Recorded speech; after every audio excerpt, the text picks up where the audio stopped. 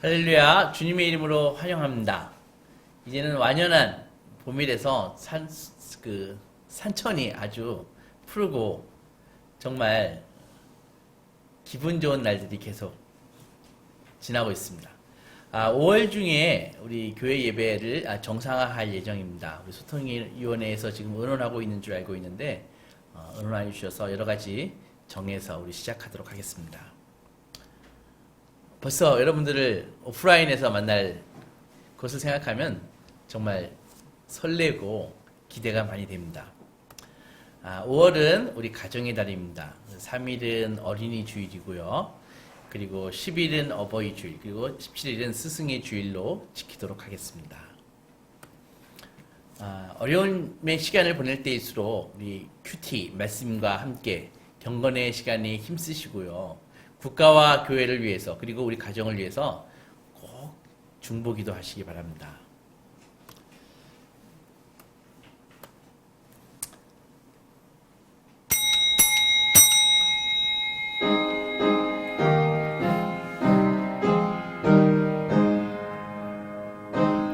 하나님은 영이시니 예배하는 자가 영과 진리로 예배할지니라. 아버지 하나님 감사합니다. 오늘도 소망의 성도들을 인터넷 앞에 그리고 우리 주의 보좌 앞에 모여주신 것을 감사드립니다. 아버지, 이 시간 우리가 드리는 이 예배를 기뻐 받으시고 하늘의 큰 은혜와 은총으로 함께하여 주시옵소서. 상하고 가라고 지친 가난한 마음들 주께서 하늘의 위로와 은총으로 함께하여 주시고 위로해 주시옵소서. 예수님의 이름으로 기도했습니다. 아멘. 하늘에 계신 아버지, 이름 거룩하사 주님 나라 임하시고 뜻이 이루어지다.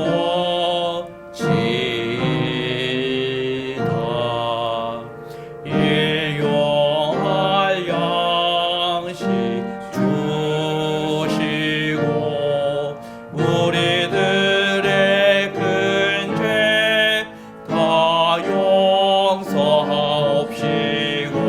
또 시험에 들게 마시고 악에서 구원하소서. 내게 주의 나라 주의 원세 주의 영광 영원히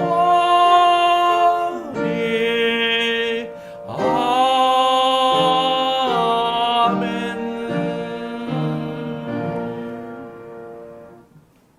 여호와여, 내가 주께 부르짖으오니 나의 반석이요 내게 귀를 막지 마소서. 주께서 내게 잠잠하시면 내가 무덤에 내려가는 자와 같을까 하나이다. 내가 주의 지성소를 향하여 나의 손을 들고 주께 부르짖을 때 나의 간구하는 소리를 들으소서. 악인과 악을 행하는 자들과 함께 나를 끌어내지 마옵소서. 그들은 그 이웃에게 화평을 바라나 그들의 마음에는 악독이 있나이다. 그들은 여호와께서 하신 일과 손으로 지으신 것을 생각하지 아니하므로 여호와께서 그들을 파괴하고 건설하지 아니하시리로다. 여호와를 찬송하며 내 간구하는 소리를 들으시미로다. 여호와는 나의 힘과 나의 방패이시니 내 마음이 그를 의지하여 도움을 얻었도다. 여호와는 그들의 힘이시요 그의 기름 부음 받은 자의 구원의 요새이시로다. 아멘. 나는 전능하신 아버지 하나님 천지의 창조주를 믿습니다.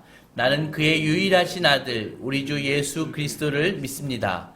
그는 성령으로 잉태되어 동정녀 마리아에게서 나시고 본디오 빌라도에게 고난을 받아 십자가에 못 박혀 죽으시고 장사된 지 사흘 만에 죽은 자 가운데서 다시 살아나셨으며 하늘에 오르시어 전능하신 하나님 앞에 앉아 계시다가 거기로부터 살아있는 자와 죽은 자를 심판하러 오십니다. 나는 성령을 믿으며 거룩한 공교회와 성도의 교제와 죄를 용서받는 것과 몸의 부활과 영생을 믿습니다. 아멘.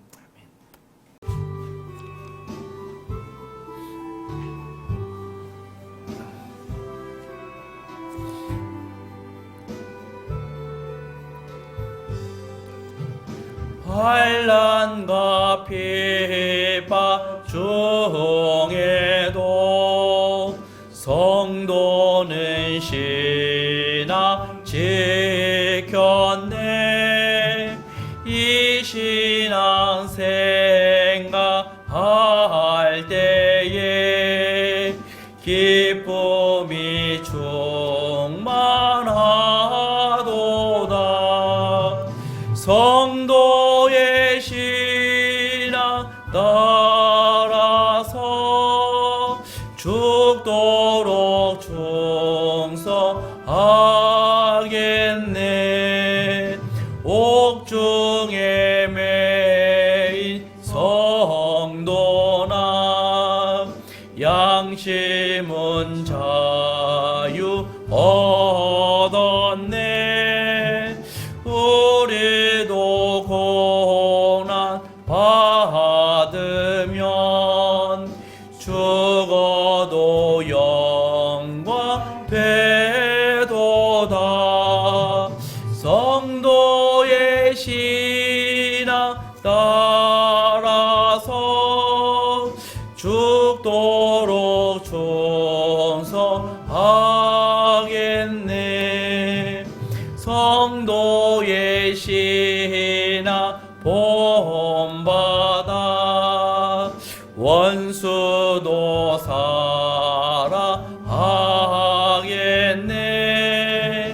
인자한 언어 행실로 이 신앙 전파하리라. 성도의 신앙 따라서 죽도록 충성하겠네. 아멘.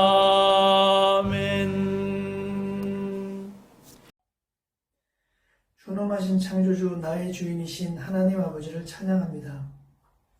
지난 한 주간의 삶도 주님 임재하셔서 안전 지켜주시고 간섭해 주셔서 온전할 수 있었음에 감사드립니다.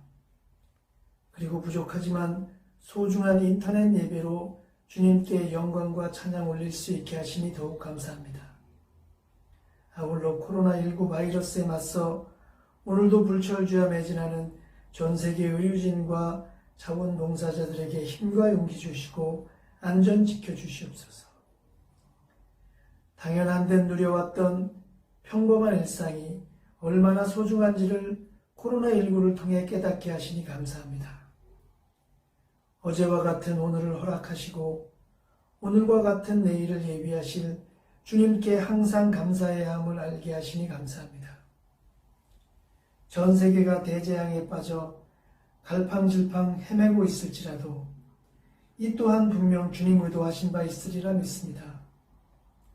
인간이 만든 강대국과 약소국의 차이가 얼마나 의미 없는 구분이며 상류층과 하류층 구분 역시 대자연 앞에 50보 100보임을 명명백백하게 보고 느끼게 하시니 감사합니다.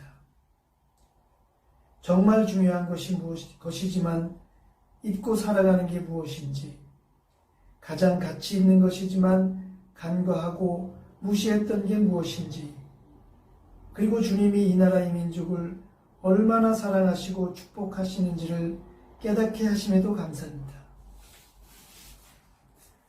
무한할 줄 알았던 우리들의 평범한 일상이 일정 수준 변화해야만 하는 상황에 처한 지금, 변화의 중심에는 주님과 주님의 가르침이 반드시 자리 잡아야 함을 명심하게 하시옵소서.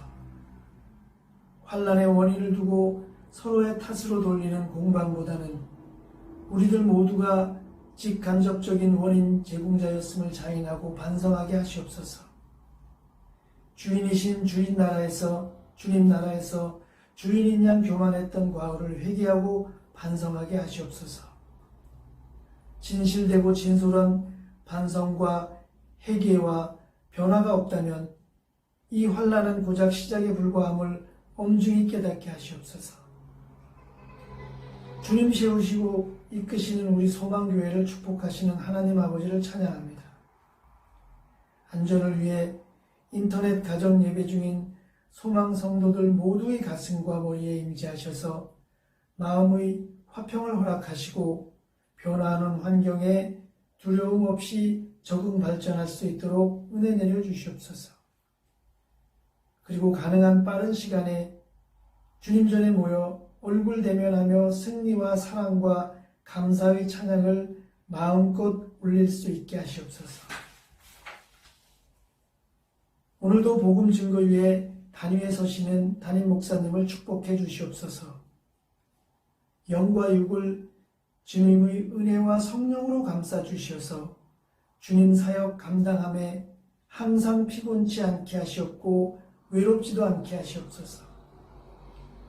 그리하여 설파하시는 복음 속에서 그리스도의 진정한 사랑을 느끼며 천국 소망을 경험하는 소중한 시간 되게 하시옵소서. 그리고 그 은혜를 바탕으로 새로 시작하는 한 주간의 삶이 주 안에서 승리하는 복되고 믿음 충만한 삶이 되도록 허락하시옵소서. 예배의 시종을 거룩하신 주님 관장해 주시옵고 영광과 찬양 홀로만 받으시옵소서. 항상 우리와 동행하시며 옳은 길로만 인도하시는 예수 그리스도 이름으로 기도드렸습니다. 아멘.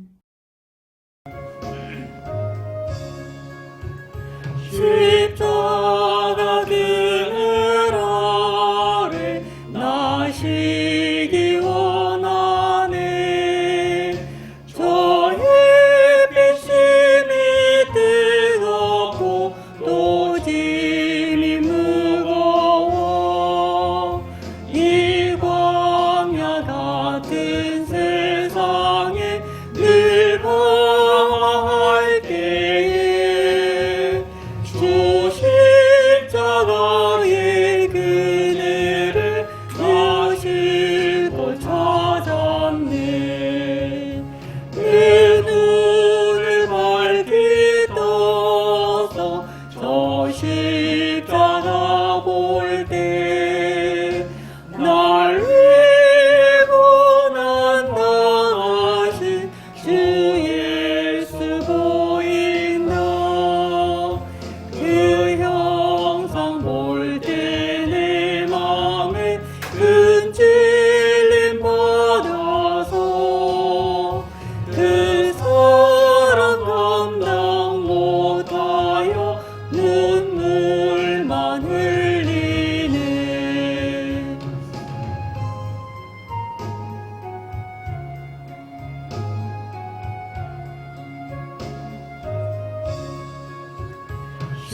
십자가 그늘에서 나 길이 살겠네. 나 사모하는 광채는 주 얼굴뿐이라. 이 세상 나를 버려도 나 두려움 없네. 내 한량없는 영광은 십자가뿐이라.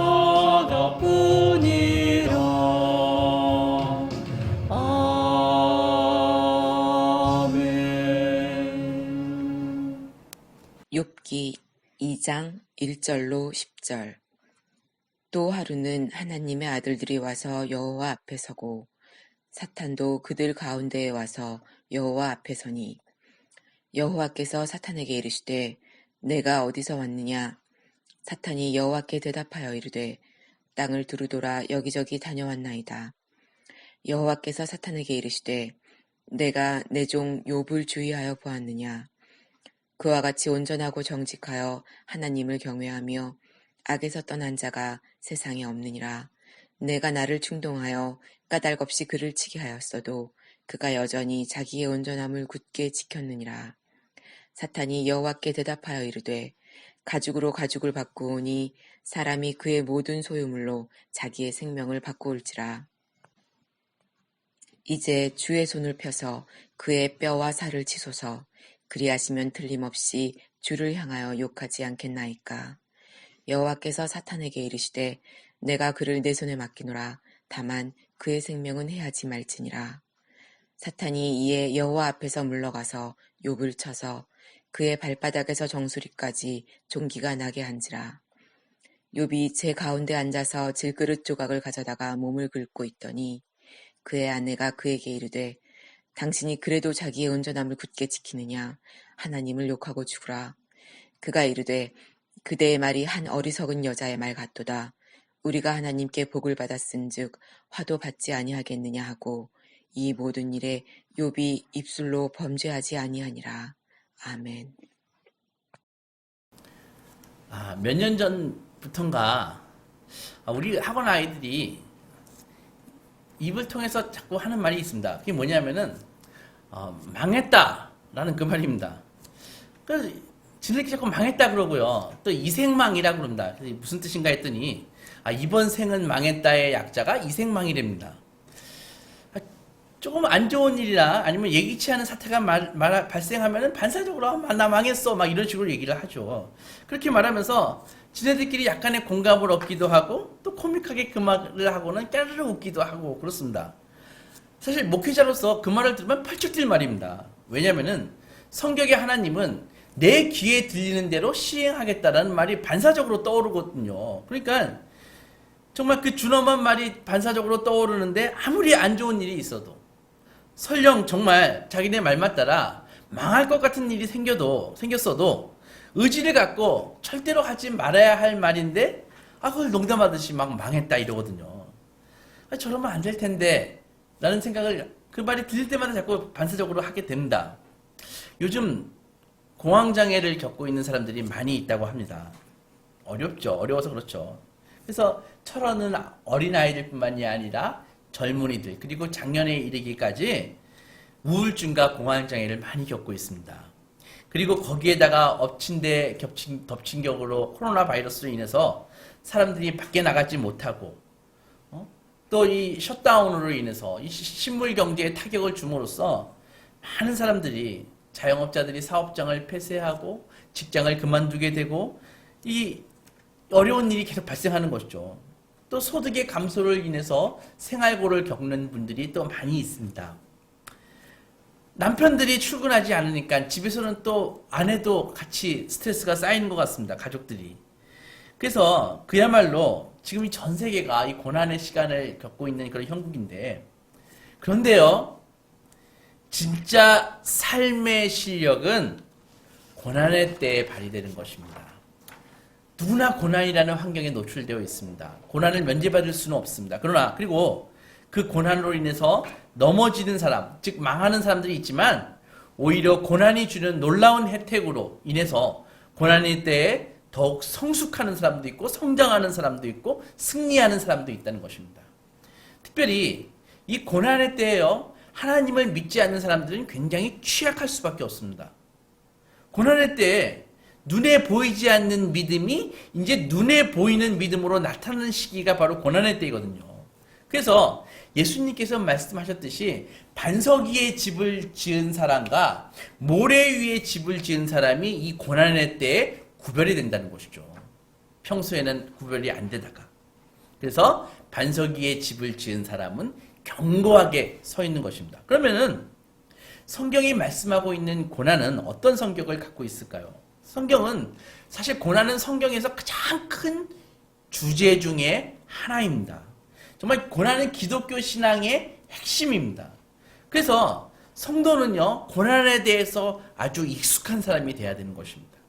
왜냐하면 성도는요, 고난의 때에 자기가 누구인지 더욱더 깨닫게 되고 멀리 떠났던 하나님과 다시 가깝게 되고 그리고 하나님의 은혜를 받을 수 있는 아주 절호의 찬스이기 때문에 그렇습니다. 오늘 본문은 우리가 잘 알고 있는 욥의 이야기인데 욥의 고난을 이렇게 살펴보면서 우리는 고난의 몇 가지 성격을 알 수가 있습니다. 첫째로 고난은요, 의미가 있는데 아주 깊은 의미가 있다는 것입니다. 사단은 하나님 앞에 다시 나타났죠. 그래서 먼저 우리 1장을 읽어보면은 사탄이 하나님께 나타나가지고 욥의 재산을 다 빼앗고 욥의 10아들과 딸을 다 데려가지 않습니까? 그런데도 불구하고 욥이 신앙을 지키니까 2장의 사단이 다시 또 나타납니다. 그래서 하나님 앞에 나타나니까 하나님이 묻죠. 네가 어디서 왔느냐? 사단은 대답합니다. 온 땅을 이리저리 두루 돌아다녔나이다. 하나님께서 말씀하셨습니다. 내 종 욥을 주위에서 보았니? 그와 같이 온전하고 정직하여 하나님을 경외하며 악에서 떠난 자가 세상에 없도다. 네가 나를 충동해서 그의 자녀들과 재산을 다 빼앗았지만 그가 여전히 자기의 온전함을 굳게 지키고 있다. 하니까 사단이 하는 말이 과연 그럴까요? 그의 뼈와 살을 한번 쳐보세요. 그리 하시면 틀림없이 하나님을 욕하지 않겠습니까? 라고 대응합니다. 하나님께서는 사단에게 말씀하십니다. 좋아. 내가 욥을 네 손에 맡긴다. 다만 생명은 해하지 말거라. 라고 허락하십니다. 그리고 사단은 본격적으로 욥의 신체에 해를 가하기 시작합니다. 여러분들, 성도와 비성도, 크리스찬과 넌 크리스찬의 차이점이 무엇일까요? 그것은 바로 고난을 바라보는 눈의 시각의 차이가 있습니다. 넌 크리스찬의 경우에요. 그러니까 신앙이 없는 사람들의 경우에는 고난은 그냥 단순히 재수 없는 일입니다. 절대로 나에게 일어나서는 안 될 일이 바로 고난인 것입니다. 나쁜 일에 불과한 것이죠. 그래서 고난이 닥쳤을 때 어떻게든지 자기의 능력을 가지고 자기가 갖고 있는 인맥을 다 동원해서 수습해야 되는, 그냥 고난은 사고일 뿐입니다. 그러다가 수습에 실패하면 어떻게 생각할까요? 이번 생은 망했다. 이렇게 나오는 것이죠. 그러나 기독교 신앙은 고난에 의미가 있다고 가르칩니다. 오늘은 시간이 없어서 일부만 읽었지만 욥의 고난은요, 욥으로서는 절대로 다 완벽하게 고난의 이유를 파악할 수 없습니다. 그러나 시험을 우리가 잘 알지만 잘 통과했던 욥은 나중에 처음과는 비교도 안 되는 어마어마한 복을 하나님께 받게 되죠. 그러니까 기독교 신앙은요, 우리에게 고난에는 의미가 있는데 그 고난의 의미를 100%는 알 수 없다라는 것을 알려주고 있는 것입니다. 육신으로 오신 하나님의 고난의 현장에 있던 십자가를 한번 생각해 보십시오. 하나님은요, 십자가에서 예수님이 죽으심으로써 악에 대해서 완벽한 승리를 거두지 않습니까? 마찬가지로 이 고난의 때에 성도들이 당하는 모든 악은 결국은요, 주님이 마지막 날에 오셔서 온전히 다 모든 상처들을 회복시킬 것입니다. 여러분들, 하나님은 고난에도 불구하고가 아니라 고난을 통해서 하나님의 뜻을 이루십니다. 그래서 마지막 때 우리가 겪는 모든 고난은 하나님이 감당하시는 고난을 통해서 마침내 극복되고 회복된다는 것이죠. 그럼 이렇게 질문할 수 있습니다. 하나님은 꼭 고난을 통해서 그렇게 역사하셔야 되냐?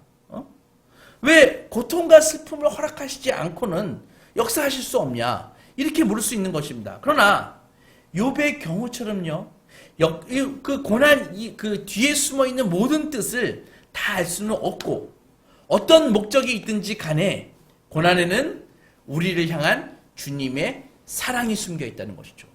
그리고 고난의 이유는 결국은 우리에게, 고난을 당하는 성도에게 기쁨과 영광을 안겨주시려는 하나님의 뜻이 있다는 것입니다. 그래서 고난은요, 기독교 신앙의 핵심입니다. 고난은 그리스도가 친히 인간의 옷을 입으시고 몸을 입으시고 우리와 같이 되심으로써 인류를 구원하신 방법이 바로 고난입니다. 하나님은 고난을 통해서 우리를 구원하셨다는 것이죠. 그래서 우리가 주님을 경험하는 것을 어떻게 경험할 수 있겠습니까? 우리 한번 솔직히 한번 생각해 봅시다. 어떻게 예수님을 우리가 믿는 주님을 경험하겠습니까? 우리가 잘 먹고 잘 살 때, 우리가 막 풍요해가지고 펑펑 쓰고 다닐 때 예수님을 경험할 수가 있나요? 아니라는 것이죠. 우리는 고난의 때, 고난을 겪으면서 예수님을 경험할 수 있다는 것입니다. 많은 사람들이 고난이 유익이 있다는 말을 사실 받아들이지 않습니다. 좋아하지 않습니다. 정말 죽음의 문턱까지 갔다가 다시 살아온 사람들은요, 내가 고난을 겪고 났는데 정말 나에게는 뭐가 남았나 하면 상처와 트라우마가 남았다. 이렇게 얘기를 많이 합니다. 그래서 이 상처와 트라우마 때문에 내 건강도 상했다. 생각해봐라. 배우자나 자녀나 형제의 죽음, 이 별거와 이별, 부상이나 이혼, 질병, 코로나 바이러스 이런 것 때문에 정말 실직이나 재정 악화를 경험해서 정말 스트레스를 극도로 경험하고 있는데, 이런 스트레스가 전문가들은 우울증이나 불안장애, 신체적 질병, 심장질환까지 그걸 야기한다고 하는데, 이게 어떻게 고난이 그렇게 의미가 있다고 받아들일 수가 있는가, 이렇게 얘기한다는 것이죠. 한 크리스찬이 있었습니다. 남자였습니다. 한 대학교 조교수였는데 어느 날 자기 예쁜 두 아들하고 딸을 데리고 아내가 바람이 나서 나가버렸습니다. 그러고 나갔는데 자기 아들하고 딸을 찾으려고 아내하고 소송이 붙어가지고 몇 년 동안 소송을 지리하게 했습니다. 갖고 있던 돈을 다 써버리고요. 그래서 어렵게 해서 애들을 찾아왔는데, 이제는 현실이 보면은 이 종일 학교에서 근무를 해야 되는데 또 애들도 길러야 되니까 이 아주 어려움에 빠졌다는 것이죠. 뭐 논문을 쓸 그럴 정신적인 경황도 없고, 이런 과정을 거치니까 아이들이 이제는 사춘기에 접어든 아이들이 말을 하지 않는다고 합니다. 그리고 스마트폰을 가지고 자기 방으로 숨어버렸습니다. 그는 신앙인이었습니다. 그래서 교회 식구들이 있었는데 교회 식구들이 가정에 찾아와서 음식도 나누어 주고 아이들도 가끔 돌봐주고 이 정서적으로 영적으로 이렇게 막 도움을 주었습니다. 그리고 부모님도 멀리 살아 계셨었는데 자기 가까운 곳으로 이사를 오셔서 아이들을 돌봐주었다고 합니다. 정말 죽을 만큼 힘들었다고 합니다. 아이들은 울지, 직장은 가야 되지, 나는 어떻게 해야 되나, 이런 일이 한두 번도 아니었다는 것이죠. 그런데 이렇게 정말 어려움을 막 겪고 있는데 한순간에 이런 생각이 들더랍니다. 울컥 이렇게 올라오면서 내가 지금 오페라를 찍고 있는 것 같다, 이런 생각을 했답니다.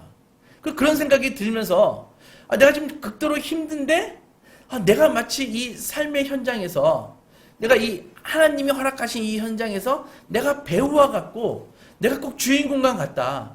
그래서 정말 극도로 힘들 때 속에서 갑자기 내가 아리아를 노래를 불러야 되는 거 아니야? 이런 생각을 하게 되었다고 합니다. 그래서 이런 방식으로 자기하고 그 고난하고 약간 분리되는 그런 경험을 한 다음에 자기가 치유되기 시작한다는 것을 느끼겠다는 것이죠. 직감했다는 것이죠. 그래서 신앙의 도움으로 2년 후에는요, 일자리도 안정이 되고, 그리고 아이들과 좀 더 행복한 시간을 보냈다고 합니다. 그런데 그가 나중에 경험하기를, 정말 극도의 자기를 정말 죽을 것 같은 어려움 속에서 제가 변한 게 있다는 거예요. 그러니까 뭐가 변했냐고 하면은, 첫째로 자기가 정말 자기 삶에서 뭐가 중요한지라는 그 시각이 바뀌었다는 것입니다. 전에 자기는 아내가 그래서 아내가 그래서 나간 그 이유도 있겠지만 자기는 아주 칼처럼 날카로운 사람이었다는 것이죠. 그래서 분을 잘 내는 사람이었다고 얘기를 하고 있습니다.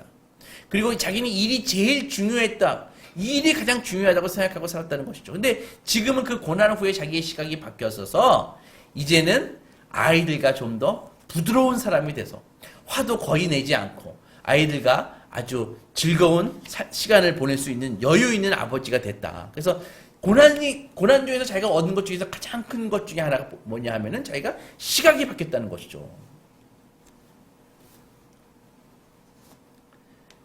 고난은 이렇게 많은 유익을 준다. 몇 가지를 생각해 보면, 첫째로 고난을 견디고 나면은 이제는 그 다음 고난이 그 다음 고난에서 회복하는 힘이 더 세집니다. 그러니까는 고난은 처음에 겪을 때 어렵지, 고난을 하나님과 함께 신앙의 힘으로 같이 극복하고 나면은 그 다음에 고난을 극복하는데 내성이 생긴다는 것이죠. 로마서 5장에서는 이렇게 얘기하고 있습니다. 우리가 환난 중에도 즐거워하나니 이는 환난은 인내를, 인내는 연단을, 연단은 소망을 이루는 줄 알미로다. 두 번째로 고난은요 탄탄한 관계를 맺게 해줍니다. 그리고 또 고난은 관계를 정리해 줍니다. 지금까지 우리가 갖고 있는 많은 관계들이 있는데 고난을 통할 때 자기가 맺고 있는 그 관계가 관계의 옥석이 구분된다는 것이죠. 욥의 아내를 이해할 수 있지 않습니까? 재산을 다 날렸죠. 자녀들까지 죽었지요. 이제 남편이라고 피부병에 걸려가지고 기와장으로 돌로 자기 피부를 막 피가 나도록 긁고 있으면서 하나님을 찾는다는 것이죠. 욥의 아내는 순간적인지 모르겠지만 당신이 아직도 하나님에 대한 믿음을 갖고 있냐? 그냥 하나님 욕하고 죽어라. 그러고 가버렸습니다. 그럼에도 불구하고 욥은 하나님에 대한 신뢰를 버리지 않았죠. 뭐라고 얘기합니까? 그대의 말이 어리석은 여자 중에 하나와 같도다. 옛날 성경에 그렇게 적혀 있었습니다. 그러니까는 우리가 하나님께 복을 받았은즉 화도 받지 아니하겠느냐라고 말하면서 성경은 욥이 입술로 범죄하지 아니하였다라고 얘기하고 있습니다. 이렇게 고난은요 자기가 맺고 있던 그 관계가 어떤 것이 진짜 관계인지, 그래서 욥은 비록 가장 인간적으로 가장 귀한 아내와의 관계가 끊어졌을지 모르지만은 하나님과의 관계는 좀 더 훨씬 더 견고하게 진짜로 나아가게 되는 것이죠. 하지만 고난이 주는 가장 귀한 유익은 이런 것입니다. 삶의 우선순위가 바뀐다는 것이죠. 그러니까 모든 사람들은요 자기가 생각으로 정리를 하거나 안 하건 간에 나름대로 인생의 목표가 다 있습니다. 우선 보통 사람들이 갖고 있는 목표가 무엇입니까? 바로 내가 행복해지는 것, 내가 뭔가 성취하는 것, 그러니까 자아를 실현하는 것, 쉽게 얘기해서 성공하는 것이 대부분의 사람들이 갖고 있는 삶의 목표라는 것이죠. 그리고 소수지만 성도의 삶의 목표가 무엇입니까? 그것은 하나님, 인간으로서 하나님 앞에 살고 있는 그 인간으로서 하나님을 삶의 목적으로 두는 것이죠. 물론 여러분들 신앙인이라고 다른 가치를 다 무시한다 그런 건 아닙니다. 다만 하나님과의 동행을 가장 큰 삶의 의미를 둔다는 것. 하나님과의 동행을 가장 큰 삶의 의미로 둔다는 것이죠. 고난이 있을 때 두 부류가 있습니다. 누가 더 취약할까요? 첫째는 자기의 성공과 자아 실현을 목적으로 하는 대부분의 사람들이 여기 있습니다. 두 번째로 하나님을 신앙하는 삶을, 그분과의 동행하는 삶을 삶의 목적으로 두고 있는 사람이 있습니다. 누가 더 취약할까요? 그거는 물어볼 말할 이유도 없는 것입니다. 생각해 보세요. 자기의 성공을 추구하고 자기의 자아 실현을 추구하고 자기의 행복을 제일 목적으로 두는 사람은요 고난의 때에 가장 취약한 것입니다. 반면에 믿음의 사람은 고난을 통해서 하나님과 더 깊은 관계로 나아가고 그 다음에 자유와 안락함을 추구하는 인생들은 자신의 노력이 효과가 없고 실패했을 때는 무너지게 되는 것입니다. 그러나 믿음의 사람은 시련과 역경을 겪을 때 고난은 내게 진짜 중요한 것이 무엇인지 알려준다는 것이죠.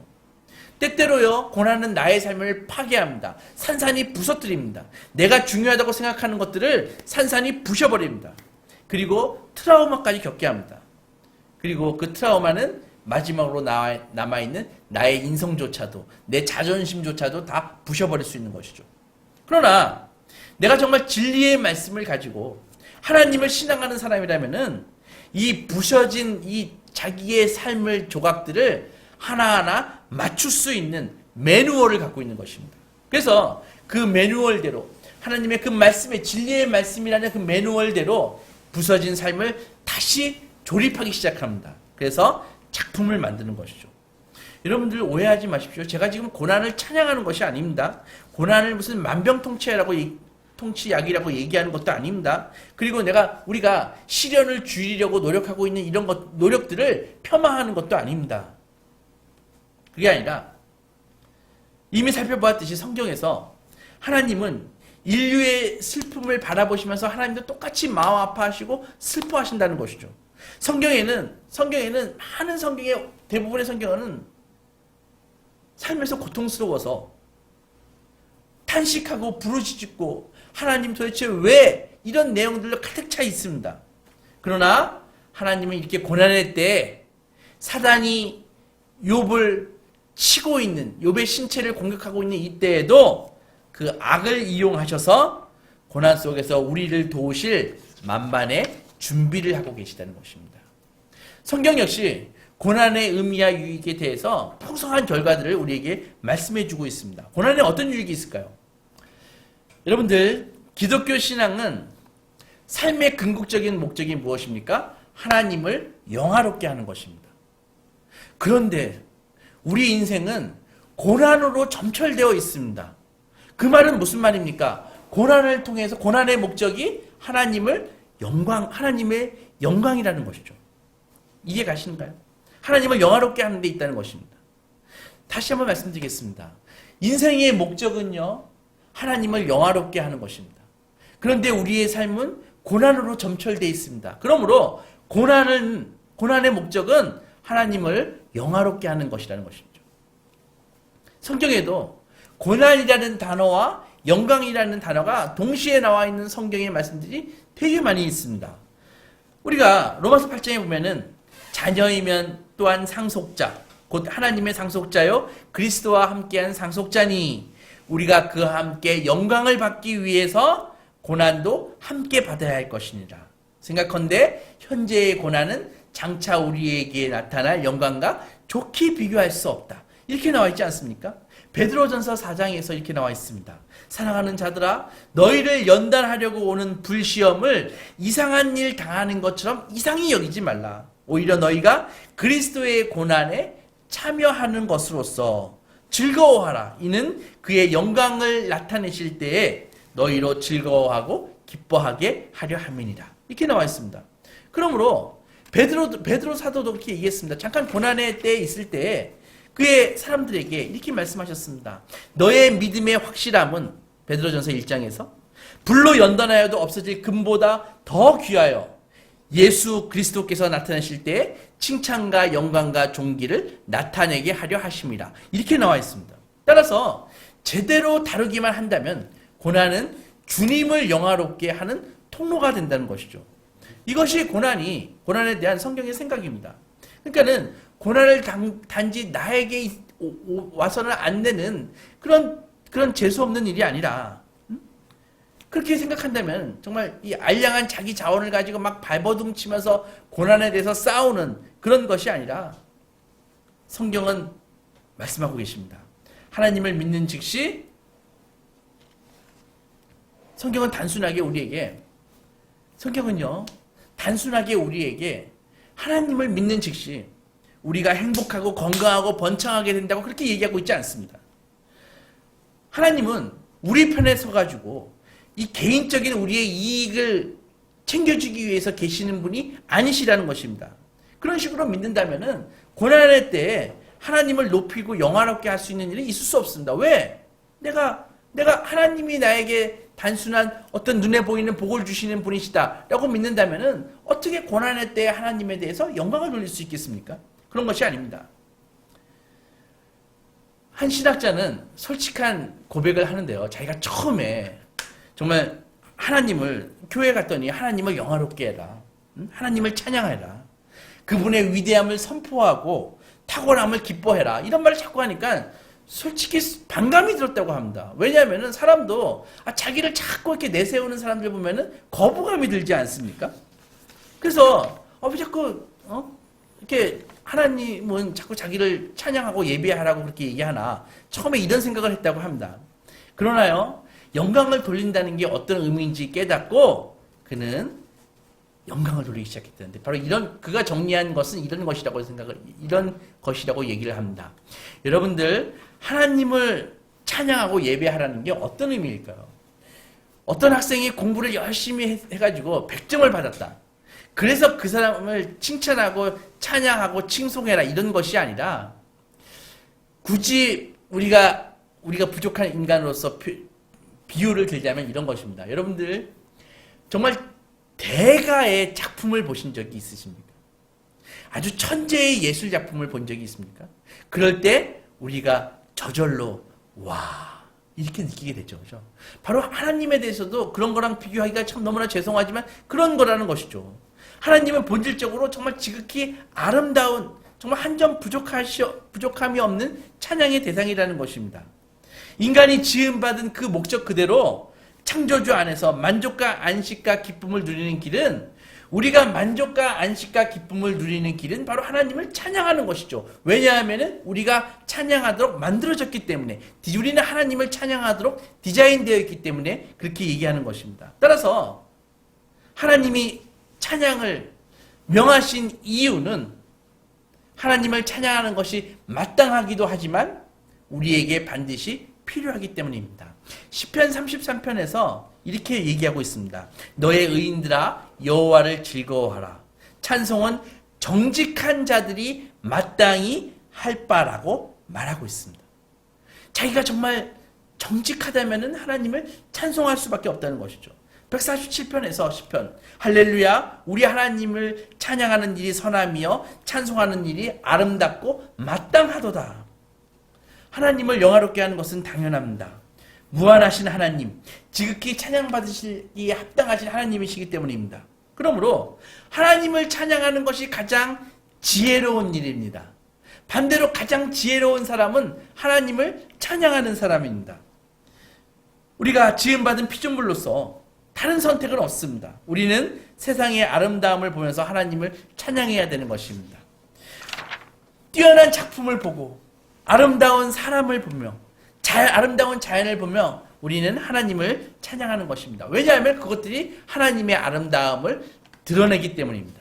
여러분들 기도하든 찬양하든 신뢰하든 순종하든 소망하든 모두 다 하나님의 영광을 드러내는 일입니다. 그분이 마땅히 받아야 할 영광을 돌려드리는 것이기 때문입니다. 여러분들 예수님이 말씀하셨듯이 예수님이 하나님의 영광을 가장 크게 드러낸 사건이 무엇입니까? 언제였습니까? 보리떡 5개로 물고기 5마리를 만드실 때 예수님이 하나님의 영광을 가장 많이 드러내셨을까요? 그게 아니라 바로 가장 고난의 때 십자가 위에서 하나님의 영광을 가장 크게 드러냈다는 것입니다. 요한복음 12장에서 23절에 예수께서 대답하여 이르시되 인자가 영광을 얻을 때가 왔도다. 십자가 지기 직전입니다. 그리고 32절에 내가 땅에서 들리면 모든 사람을 내게로 이끌겠노라. 이렇게 얘기하고 있습니다. 여러분들 십자가를 생각해 보십시오. 하나님의 아들이 죽으신 사건입니다. 그런데 그 사건을 통해서 하나님은 어떤 일을 하셨습니까? 우리의 죄를 자신의 아들을 죽이심으로써 우리의 죄를 용서하시는 사건입니다. 사해 주시는 사건입니다. 또한 어떤 사건입니까? 우리를 고발하는 그 사단의 등뼈를 꺾어 놓으신 사건이라는 것이죠. 그러니까는 하나님의 그 사랑과 하나님의 그 공의가 정말 어떻게 인간의 지혜로서는 그것이 양립할 수 없는데도 불구하고 십자가 위에서 하나님의 그 지혜와 사랑과 공의가 만나서 그것이 다 이루어졌다는 것이죠. 따라서 우리가 정말 우리가 지금 삶을 살면서도 납득할 수 없는 고난의 때에서도 우리가 십자가를 생각하면은 우리는 얼마든지 하나님을 믿고 신뢰하고 의지할 수 있다는 것이죠.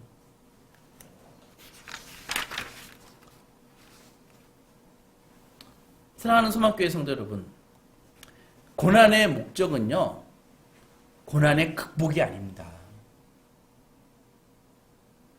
고난의 목적은 고난이 지나가는 것이 아닙니다.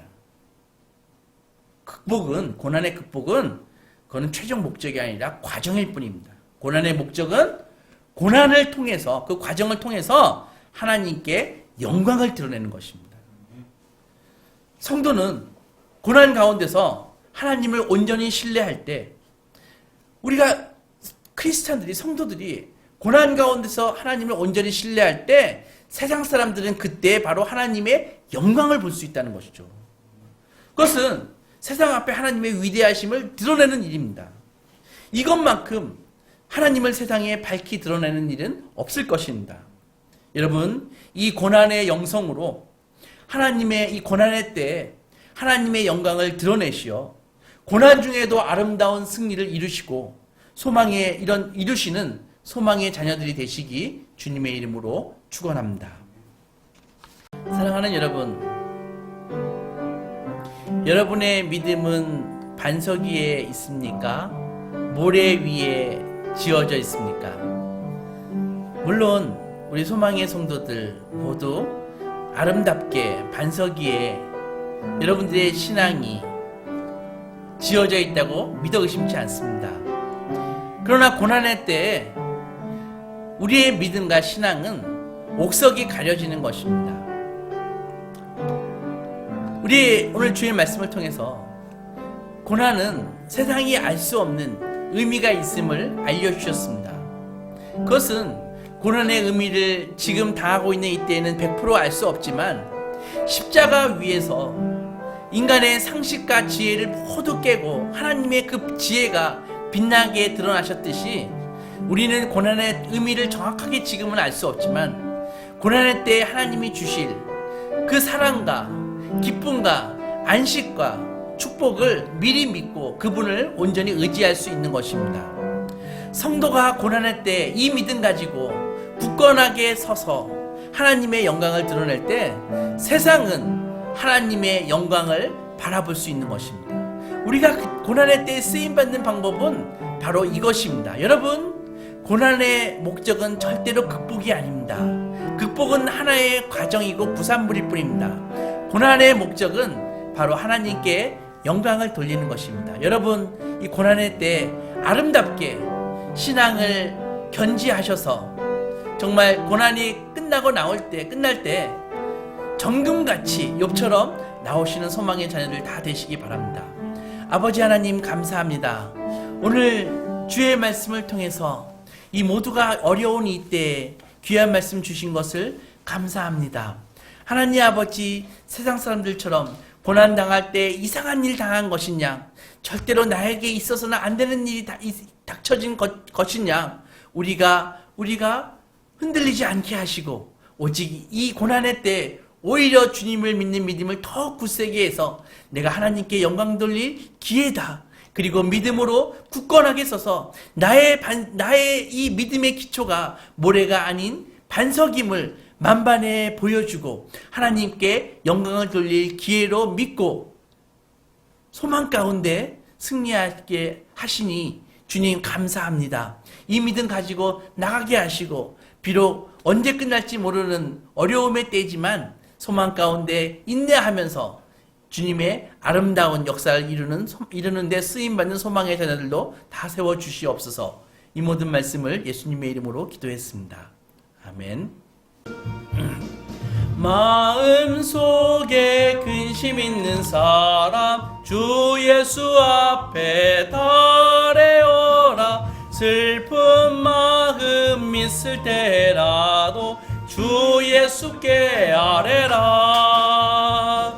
주 예수 앞에 달래어라. 주 우리의 친구리. 무엇이나 근심하지 말고 주 예수께 아뢰라. 눈물 나며 깊은 한숨 쉴 때 주 예수 앞에 달래어라. 은밀한 죄 내게 있더라도 주 예수께 아뢰라. 주 예수 앞에 달래어라. 주 우리의 친구니. 무엇이나 근심하지 말고 주 예수께 아뢰라. 괴로움과 두려움 있을 때 주 예수 앞에 달래어라. 내일 일을 염려하지 말고 주 예수께 아뢰라. 주 예수 앞에 달래어라. 주 우리의 친구니. 무엇이나 근심하지 말고 주 예수께 아뢰라. 죽음 앞에 앞에 겁을 내는 자여 주 예수 앞에 달해오라. 하늘나라 바라보는 자여 주 예수께 아뢰라. 주 예수 앞에 달해오라. 주 우리의 친구니 무엇이나 근심하지 말고 주 예수께 아뢰라. 하나님 아버지, 오늘도 소망의 자녀들이 그냥 나오지 아니하고 온전한 11조와 기타 헌금과 헌물을 가지고 나왔나이다. 주님, 하늘문을 여시고 주의 생명의 말씀에 기록된 벽의 복을 내리어 주시옵소서. 하나님 아버지 드린 손길 위에 가정과 사업장에 구별된 은혜와 은총으로 함께 하시고 여호와의 공급하심의 그 풍성함이 무엇인지 하나님 아버지 체험하는 역사로 함께하여 주시옵소서. 아버지, 헌금이 쓰이는 곳에 주님의 나라가 더 확정되며 하나님의 이름이 더욱더 영광스럽게 드러날 수 있도록 역사하여 주시옵소서. 마음만 드린 성도들도 같은 은혜와 은총으로 함께하여 주시옵소서. 예수님의 이름으로 기도했습니다. 아멘. 다 같이 일어서시겠습니다.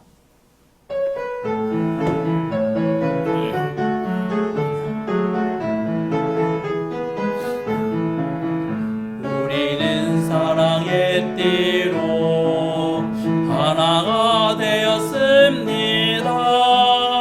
하나님을 사랑하고 예수님의 사랑을 널리 전하세. 모두 찬양하며 주의 사랑을 전하세. 모두 함께 예수님의 사랑을 세상에 널리 알리세. 이제는 우리 주 예수 그리스도의 은혜와 성부 하나님의 크신 사랑과 성령 하나님의 감화 교통하심이 오늘 주의 말씀 가운데 고난의 때 주님을 더욱더 의지하고 하나님의 영광을 드러내기로 결정한 소망의 자녀들 위해 이제부터 영원까지 함께 있을지어다. 아멘.